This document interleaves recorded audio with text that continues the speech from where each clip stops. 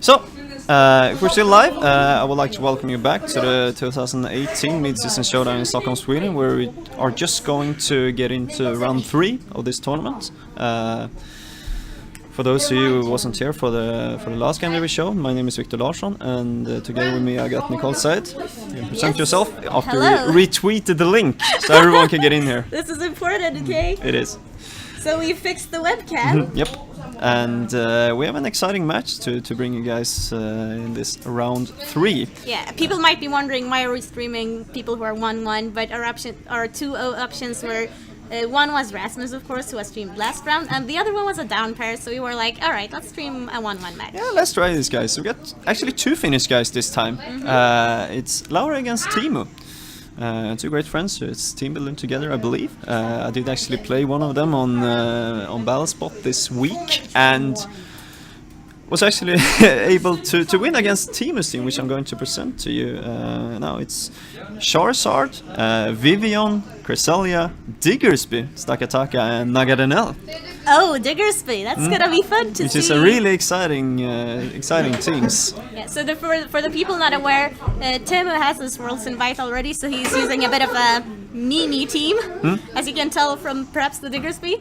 Whereas Lauri is still fighting for his Worlds invite, so we'll see how this goes. I think under normal circumstances, Teemu might feel tempted to maybe give him the win. But this is a stream match, so let's hope that doesn't happen. Alright, so we see Lauri's team here. Xurkitree, Salmons, Araquanid, Tapu Koko, Cleffa, and Kartana, which is also very interesting. It is going to be an interesting matchup. Yes! Yes! So what do you expect in this game? As we see, Teemu has a very special team. I think that he wants to lead off with the Vivian, having great support options in the compound out sleep powders and stuff like that. But as we see on Lauri's side, he's got the Tapu Koko, which is going to be able to prevent sleep for grounded Pokemon on his side of the all sides of the fields. Right. So grounded Pokemon is basically everything other than Mens for him. So, yeah, Vivillon at most will probably be Rage Poundering. However, of course, if Lauri does bring Koko, then the Diggersby might be a bit of a threat, as well as the Naganadol. Yeah. We'll see what happens here. Yeah, Going into the match.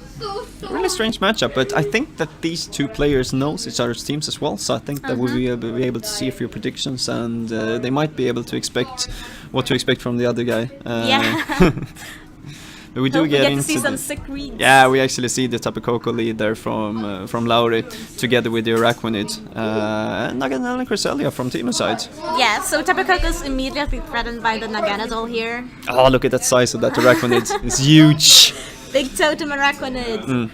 Preventing it from being... Skydrops. Yeah, exactly. So I want to say I doubt it will matter, but Naganadol does get Skydrop. Very rare tech move, but it exists. Yeah, it does. So even though that Teemu might have been leading up with the Cresselia, trying to get maybe a Trick Room up, getting in the Stakataka later in the game, although that as Araquanid is the late choice of Lauri, then I don't think that it will be that much of a good choice to set up Trick Room in this first turn of the game. Yeah, Araquanid is a big Trick Room deterrent. Naganadol will actually be protecting, which is slightly surprising considering it's not very threatened by much here. Lauri just goes for a Volt Switch here. Presumably he knew the Naganadol was in Scarf, because these are good friends. Let's see how much Side Shock is going. Actually, that's a chunk of damage on the Araquanid, going for the Icy Wind. Icy Wind, that is a very unusual tech move on Araquanid, not something we see often. Obviously not going to do any damage at all to that Cresselia, but lowering the speed, which is not going to be that important in this game, because I think that if Lauri goes for a nice win there, I think that the main target is not gonna having a huge speed stat. Right, but the question here is what's gonna actually make use of that Isowind drop? I'm thinking that'll be something in the back for Lauri. Oh, there you see the Diggersby. I'm kind of excited for this one. Oh, nice play there by Teemu. Predicting the Volt Switch, wishing in the ground type Diggersby, taking that. Oh, that is actually a critical hit. Oh, that crit hurts. But here we see a Hydro Vortex. So if that goes into... I could see it going into both Cress and Diggersby, but perhaps Cress is the more likely target. Perhaps, or if he's predicting a focus sash on that Naganadel. Yeah, because that would make sense. Oh, actually goes for the prediction there, going on the Hydro Vortex on the Naganadel slot, which was not going to be very effective on the Naganadel, being super effective on that Diggersby, taking it out in one hit. Indeed, and I think that suggests to us that the Naganadel is indeed sash and that Lauri knows this. Although we see Naganadel coming in, do you think it's going to be faster than the Tapu Koko on Lauri's side, by the way? No, because we already know it isn't. Ah, yeah. So, I believe so, at least. but although... Because if it was, it would be Scarf, it wouldn't have Protect, but it has Protect. So it's not faster. Tapu Koko goes for the Volt Switch, targeting the Naganadel, probably carrying a Focus Sash at this point. Yeah, and I think he seems to be sacking the Araquanid here.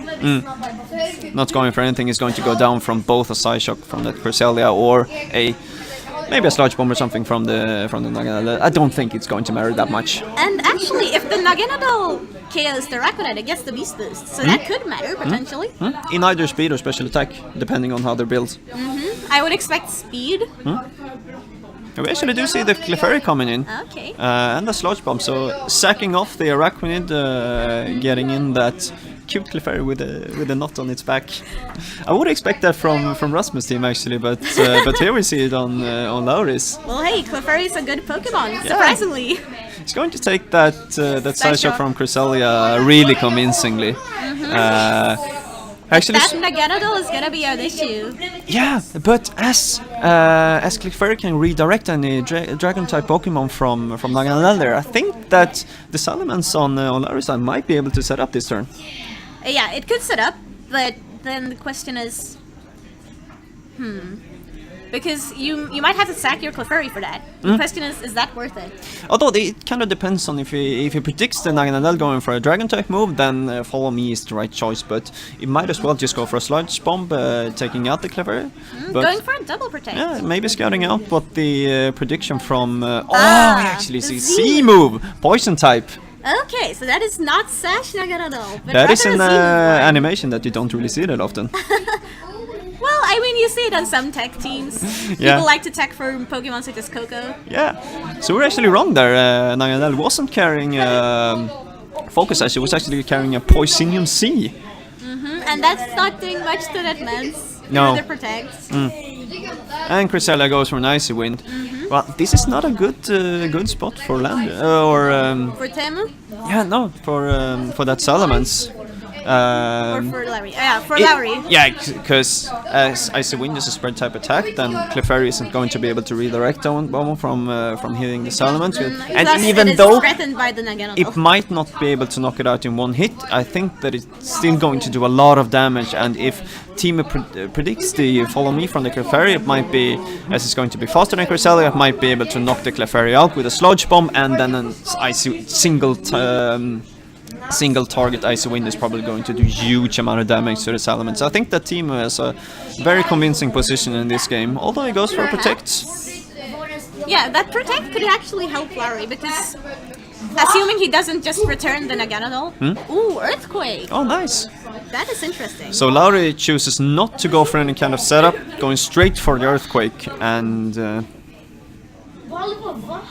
Earthquaking his own Clefairy, actually. And as Naganadel there worked for a Protect, nothing is going to take damage, except for the for the Clefairy on Lauri's side. That is a very bulky mence, though. But that was a good play from Teemu, a good turn.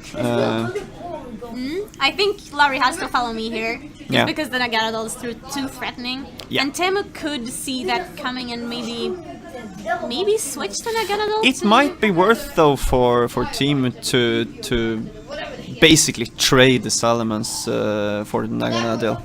It's not even a trade, because the Icy Wind 1 KO from here, right? I think a single type will do. Single target? Yeah, single target.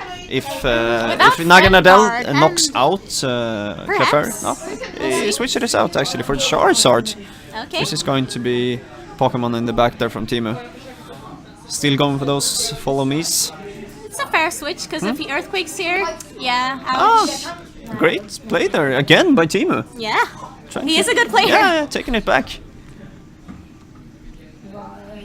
Which is not enough on the Clefairy, but so much damage going out to his own Clefairy now. 2 earthquakes. And that Icy Wind not doing as much as I expected on the Salamence. Although pretty large chunk, and as Clefairy is so low on damage. Because that is friend guarded, right? Yeah, it is.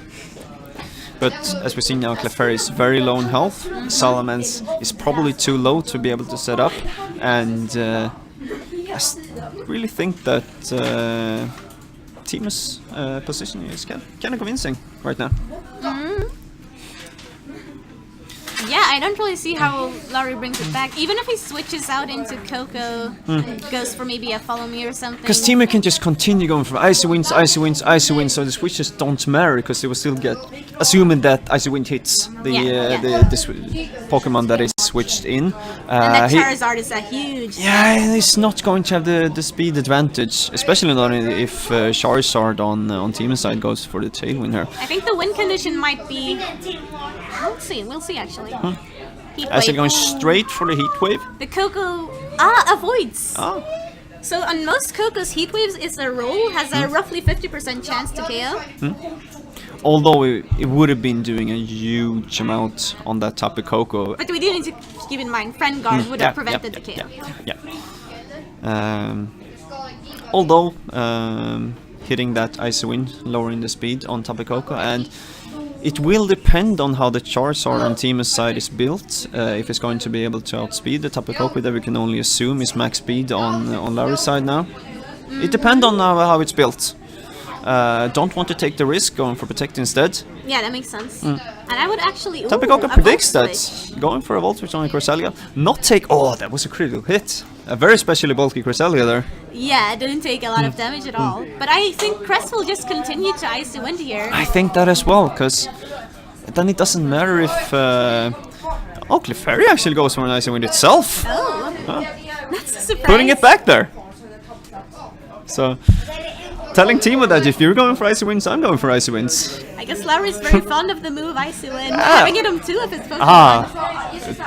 Teemu, I don't know if Teemu predicted the Icy Wind or not, but that Trick Room is going to make the probably this. No, I still think that Clefairy is going to be faster in Trick Room, even though Cresselia was dropped by 1 stage in speed. Yeah, Clefairy is definitely faster. But the bigger question here is what the can Lauri do to prevent a loss here? Yeah, the Charizard is definitely going to be faster than the Salamence on Lauri's side.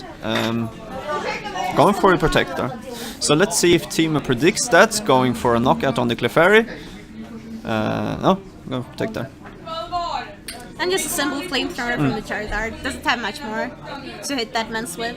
No. But kind of a tricky position for both players. I don't think anyone is especially comfortable here. I think Teemu is more comfortable than Lauri, at least, because his Charizard isn't super threatened by anything. It can take a return from the Mance, right? Yeah. And the Crest can just continue to spam Icy Winds, even if it's in Trick Room. You want to get some damage off onto...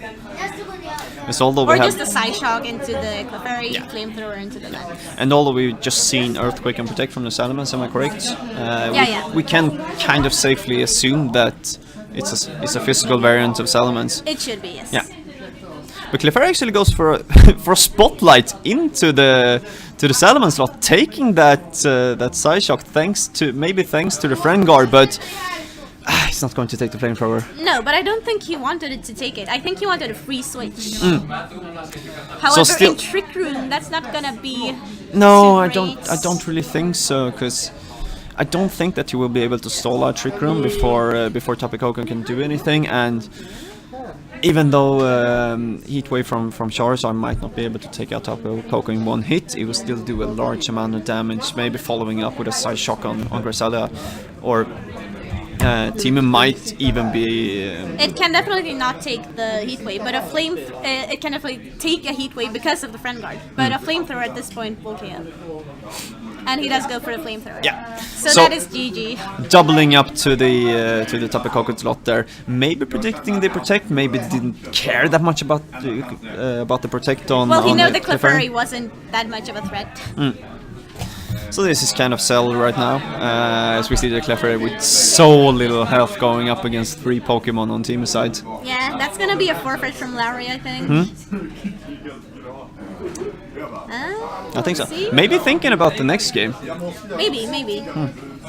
And match was forfeited. Yeah. Yep. So Teemu takes the first game, going up with 1-0 in this best of 3 set. And what do you think about the game?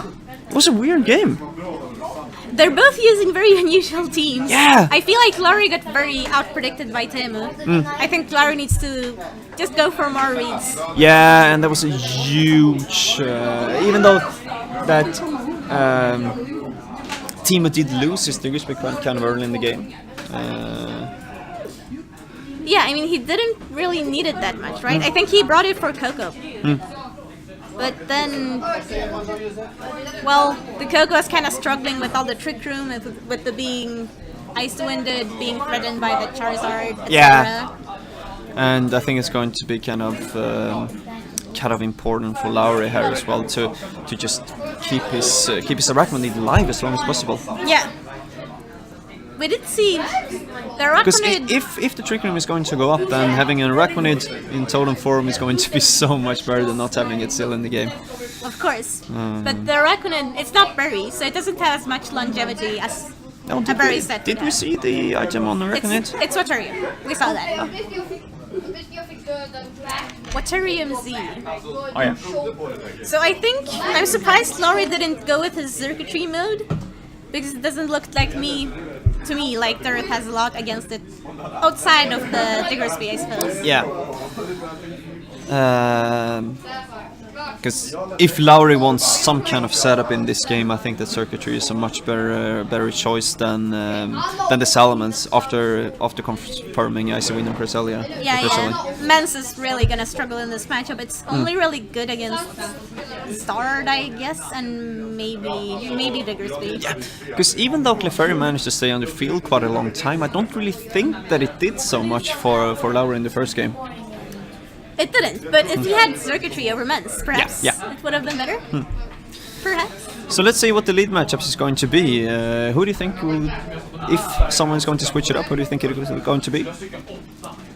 It looks like Lauri switches things up with the Mens. Going for the same mode. Although not having to worry too much about the Cresselia on Teemu's side as the last game. We actually see the Vivian. So this is definitely interesting. Perhaps Teemu thought that because he countered the Coco so hard in game 1, Lauri wouldn't bring it, and then Vivillon would be free to do its thing. Yes.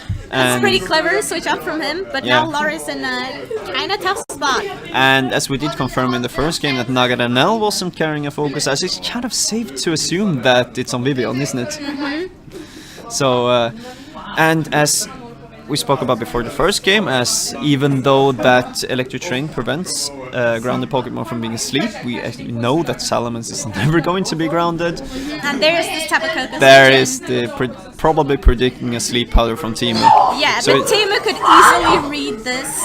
Go for the Sludge Bomb. Can you please be quiet over there? God. I'm sorry. But we And do. here comes the Poisonium Z again from the Naganadol. Yeah, with the two fire types there on Lauri's side, it was a great switching if we predicted the Sleep Powder from coming out, but this Acid Downpour is going to be so much. Yeah, Doesn't and it really goes matter. into Clefairy, Yeah. and that is not doing that much thanks to the Protect, but Yeah, but still. Oh, Vivian actually goes for the Tailwind there. Interesting. Yeah, keeping the speed advantage. I think Teemu must have known that the Tapu Koko switching was coming. And yeah. perhaps he targeted Clefairy. I mean, he could have targeted the Mens slot in that case, right? But perhaps he targeted Clefairy because he just wants it out of the way. He doesn't want Lauri setting anything up. Ber dem att vara lite tysta. Yeah. So now Vivian can just go for his, for Rage Powder, taking at least one attack. And that Sludge Bomb is going to be a knockout on the Clefairy anyway. So Lauri loses his redirection and loses Friend Guard and Nagadanel on Teemu's side. He actually goes for a Sky Draw. Wow! That's interesting. Not So, being affected by the Rage Powder. Yeah, that's how Skydrop works. Oh, it does? You didn't know? No, I didn't know that. That's kind of the thing about Skydrop. It goes through Rage Counter. One of the things about it. Yeah. So it can be a counter to redirection. Yeah. And the Arachnid will be coming out. Lauri's probably too scared to switch in his Mens with the Vivillon still on the field and still with likely a Focus Sash, right?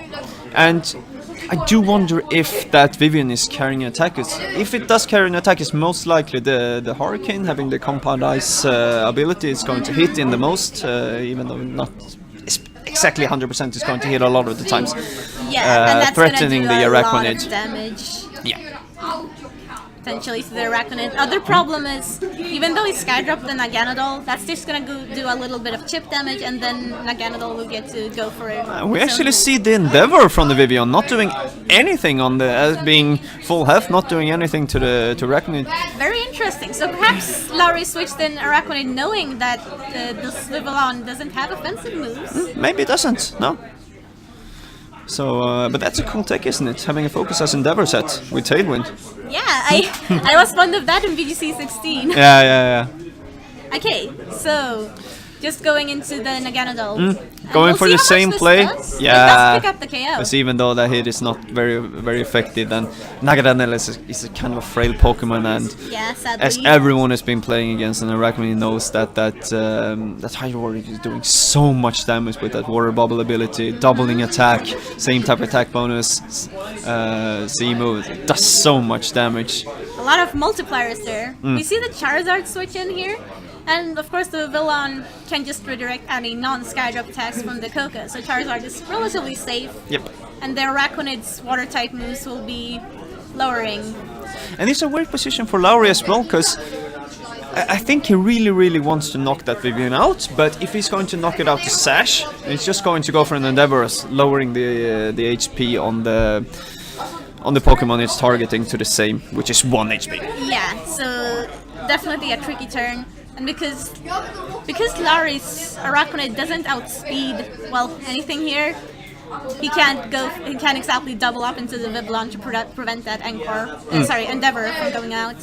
Oh, so Vivian actually goes for Sleep Art, misses! Oh, that's extremely unlikely with that ability. And we see the Icy Wind from Lauri, which is definitely the right call. It breaks the sash on the Vivillon. Exactly. So breaking the sash, lowering the speed, and Tailwind actually expires for Teemu there. So going from doubling speed to -1 on both Pokemon, it was rough turn for Teemu. Now Mens is kind of free to pick up the KO on that Vivillon, and Charizard can't really do much against Mens, right? No, because have we confirmed that Salamence is carrying a flying type or a normal type that goes transforms into a flying type move when it Mega Evolves? Okay, technically I don't think we have, but I'm just expecting that. It feels so obvious. It would be weird without a flying type attack. Yeah. And we do see the Mega Evolution going from Salamence, switching its Intimidate ability into Aerialate. Yeah, and there we see the return. Yeah, it's easily going to take the Vivian out. And the crest switch in from Teemu's, it makes perfect sense because now he has something that actually somewhat threatens the Salamence. He doesn't have the Friend Guard this time, so Icy Wind will be doing a little more. Yeah. And as we saw there, Liquidation wasn't doing that much either on the Cresselia. So probably well built in both physical and special defense. Yeah, but that's standard for Crest. It's such a bulky Pokemon. It's also interesting to note here, Teemu is down to his last 2 Pokemon, so if Lauri stalls out the Sun, then he won't be able to get it back up again. And that's very important for that Charizard, because even though it's got a pretty high base special attack, then Sun is doing most of the damage output. It is. And you do see the Dollar Protect probably stalling. Yeah. I will believe so as well. And Cresselia just goes for a Side Shock there into Arachnid's slot, maybe hoping that a double up would take it out. I'm not sure. It might, because Arachnid's physical defense isn't too great, so Side Shock will be doing a decent chunk. Ooh, Wild Guard. We see if Teemu falls for that and goes for the Heat Wave. And the Dragon Dance too. Let's see if Lauri is able to get this up. We will see. Ah, there's the flamethrower as well. Maybe predicting the Wild Guard. We don't know yet, but He definitely read that. This is what happens when best friends play each other. But the icy wind will be blocked by the Wild Guard. Yeah, and Salamence is probably going to be the fastest thing on the field now after that Dragon Dance. Yeah, definitely. So Lauri here, he could go for another Wild Guard. Yeah. Try to attack the Zard or the Crest, but I can definitely see Teemu protecting the Zard, right? So I think that as well, but at the same time, I don't think that Lauri feels that threatened from that much threat from the Charizard, because even though it's got that huge sun boosted flamethrowers, then Salamence's Dragon type and good special defense isn't going to. It's not going to take that much damage, but Charizard actually goes to protect here. But and another Wild Guard. If I was Lauri in this situation, I would definitely target down the Cresselia no matter what. Oh, but he just keeps boosting. Might be a little greedy. I think Teemu just Side Shocks here, and the Arachnid will go down. On the other hand, even though Teemu might predict that as it does, going for Side Shock, although into the Arachnid slot, then going for that Wild Guard is going to prevent Icy Wind no matter what. So it's a fair play. It's a fair play. It's a fair play. So now we got +2/+2 on the Salamence, and as Charizard just went for protect, you can always just try to go for the double protect, but as it's just 3 out of 10 that you will get it, I don't think the Teemu will take that chance. Yeah, I mean that plus the fact that the Crest will be taking so much damage from the Mensa's return now. He actually goes for it, getting the double protect. Let's see what Salman's actually going for the Cresselia. Taking it out, such a huge play there by Lauri. That was a surprise. And Electro Ball from the Coco, that's also quite unusual. It's kind of an unusual move. Electro Ball and Skydrop. Yeah, but Electro Ball is a great move, especially against very slow threats like, for example, Snorlax. And the fact that he used those moves almost makes me wonder if he's Scarf Coco, which was a tech late in 17, partly for rain teams. Yeah, so Lauri takes this game 2 in the best of 3 set, making it 1-1. Yes. So we got one more games with these great players and good friends from Finland. More of a Finnish than Swedish MSS so far. Yeah. And we did also see that it was very important from Lauri to keep his Arachnid alive longer than the first game, so he was able to get those Wild Guards up, preventing the Icy Wind going on, getting into it, being able to get those 2 Dragon Dances up and just plow through the Pokemon left on Teemu's side. Yeah, definitely. Also interesting to note that this means this Arachnid doesn't have Bug Bite. So if anybody was wondering why he didn't Bug Bite the Cresselia or anything like that, well, there's your answer. Yeah, it's kind of unusual 2 move choices on Arachnid. It's not super rare to see either Wild Guard or Icy Wind on an Arachnid, seeing both of them. Actually, Icy Wind is very niche. I don't think I've ever seen it. No. Especially not in tournament play. But yeah, Arachnid does have some weird fun options for its moves. Yeah, and I do believe that it might even be kind of invested in bulk, having that only attack water type attack being boosted by Water Bubble and Water MC and all those stuff. So maybe it's more built into bulk in general, just having that one attack that it goes for once in a while. I don't know. I think it's probably offensive because, Arachnid, the standard spread is just max out the HP, then max out the attack. And you want to max out the attack because the raw attack stat is doubled by the ability. Ooh, and we do see a switch up on Lauri's side, going for the Clefairy circuitry lead and Cresselia Naganadel lead on Teemu's side. So even though that Clefairy can go for a follow me here, and most definitely a tail glow on, it is possible to get a tail glow up on the circuitry. Then, as we saw in the first game, that sludge bomb is going to do huge damage to the Clefairy. Maybe not taking it out in one hit, but the C move definitely is going to do just that. So the Clefairy is in a bit of a tough spot here. Just protecting, probably expecting that C move. Probably a wise choice. And we do see Teemu go into Diggersby. But predicting the protect on the Clefairy side, targeting the circuitry instead, getting the poison, and pretty much just 50% damage there. Yeah, and now Lauri's in a really rough spot because the Naganadel can just KO that Clefairy, and then Diggersby is free to pick up the KO on the circuitry. Yeah, and setting that circuitry on the timer is so huge, because if it doesn't carry a pinch berry, it's going to go down in a few turns. No, it couldn't go down this turn. No, in a few turns. What? Circuitry being on a timer, it was huge that he actually got that poison. No, I'm saying it might not matter because he can just kill the KO, the Clefairy this turn, then the Diggersby KOs the circuitry. Yeah. So the redirection won't actually help here. But he goes for it anyway. He goes for it. Let's see if we're going to see a C move here or not. We do actually see the C move. That is going to definitely be able to take that Clefairy out. I guess the question here is also what coverage move does Circuitry have, and does it actually pick up the KO on the Diggersby? It has got a kind of a shallow move pool, but Dazzling Gleam is common, but also Energy Ball, for example. Yeah, alternatives are Energy Ball, Dazzling Gleam, Hidden Power, most likely Ice if that's the case. Yeah, we also don't know if the Diggersby is faster than the Circuitry or not. It depends on the sets. It might be. So we will see. I think that might just decide the match, who wins the speed. Yeah, gets a speed boost.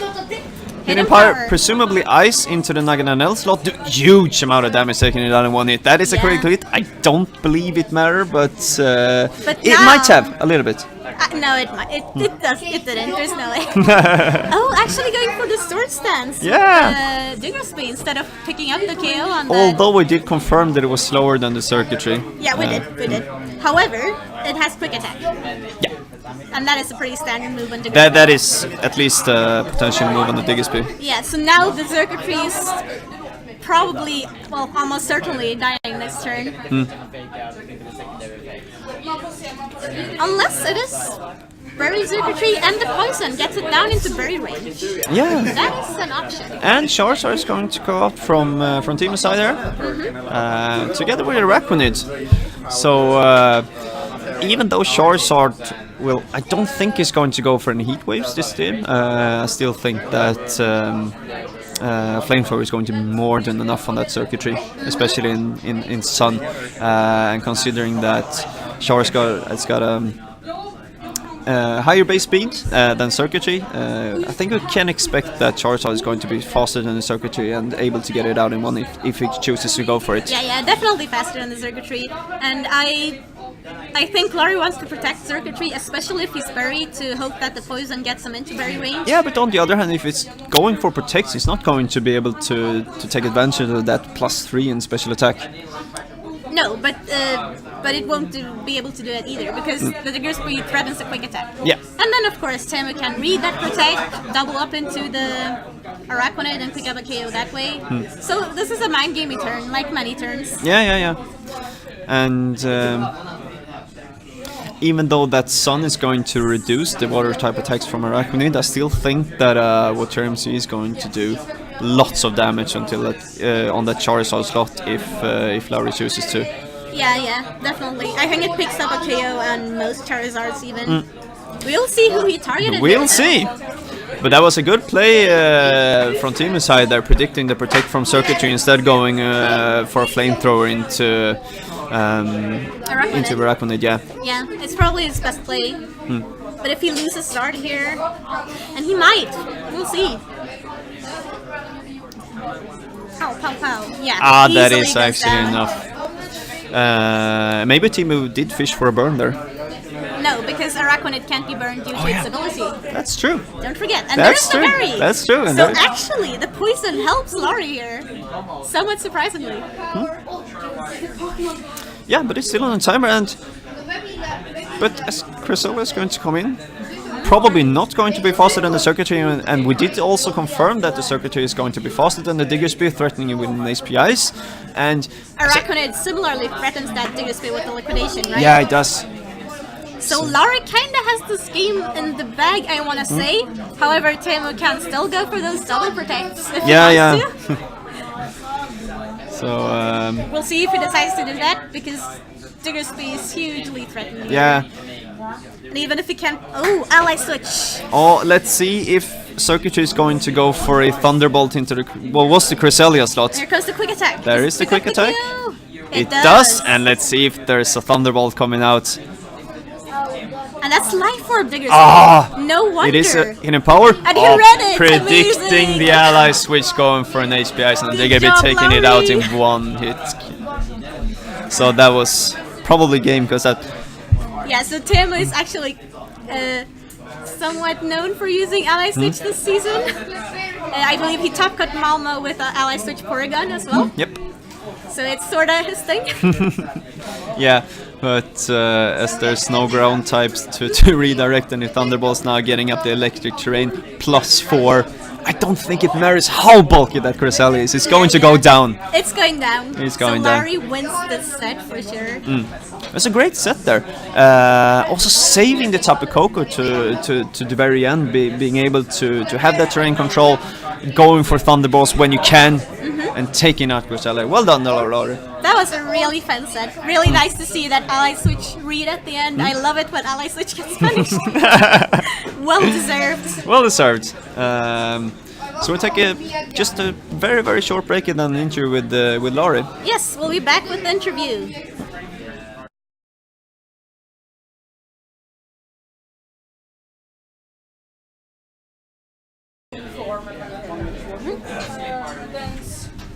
Den blir orange runt ögonen, den blir orange. Så alla de blir shinies. Well, I'm here with Lauri, and let's see, the microphone is on. First of all, congratulations. That was a very convincing set when you did have a 1-0 disadvantage from the first game, taking it back and winning in the end with that huge ally switch prediction. How did that one feel? Well, it felt pretty amazing because you know, me and Teemu, we have really good friends, Yes. and we play a lot sometimes. Yes. And it's always so disheartening to face a friend of yours in Yeah. a tournament. But you know, I knew the Cresselia had ally switch, so I knew he might be using, if like he's gonna be using, you know, that turn. Yeah.